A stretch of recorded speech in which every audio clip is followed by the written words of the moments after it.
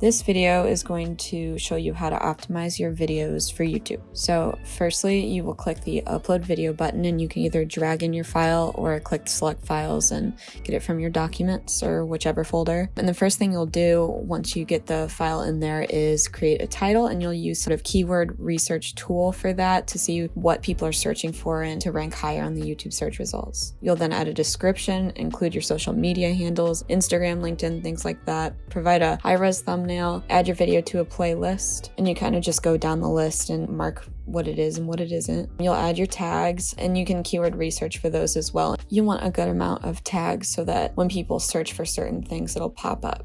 Go ahead and click the recording date, location.